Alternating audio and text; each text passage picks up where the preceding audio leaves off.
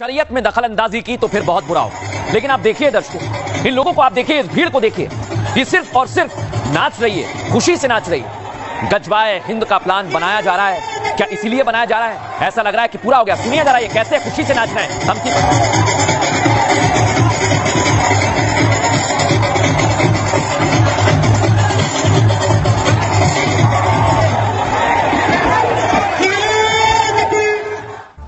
लेकिन दर्शकों, देश में नफरतियों की संख्या तो बढ़ती जा रही है। आप कहेंगे और कौन आ गया? यह है चौथा किरदार, ममता के विधायक हुमायूं कबीर। ये बार बार बाबरी की बात कह रहे थे, लेकिन आज कहने लगे अभी हम 37% है। जिस दिन 40% हो गए उस दिन आपको बताएंगे ये धमकी किसे है। आप समझिए इसे, मैं आपको सुनवा रहा हूं ये क्या कहने, सुनाइए जरा।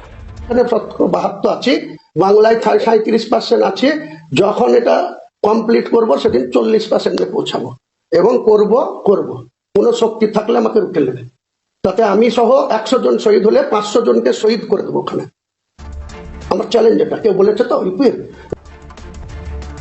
सुनिए आपने दर्शकों, सुना आपने कैसे ये लोग प्लान बना रहे हैं। कोई कह रहा है जिहाद के लिए तैयार रहो, कोई कह रहा है कि हम अभी 37 हैं, 40% हो जाएंगे, 60 हो जाएंगे, 100 हो जाएंगे तो क्या होगा। लेकिन दर्शकों, इन लोगों का जहन क्या कहता है, कहां से चलता है देखिए।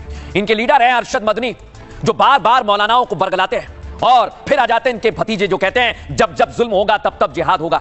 सोचिए जरा, ये बरगलाना नहीं तो क्या है।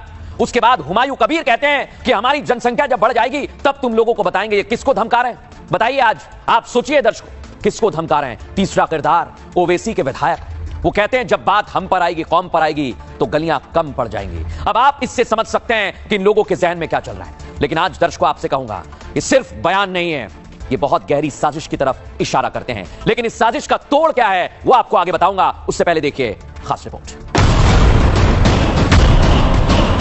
जब जब जुल्म होगा तब तब जिहाद होगा।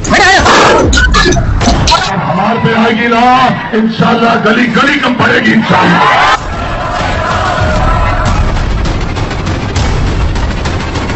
जब भी कोई हिंदू पर्व और त्योहार आता है उनको गर्मी आने लगती है और उनकी गर्मी को शांत करने के लिए हमें डेंटिंग पेंटिंग का सहारा लेना पड़ता है।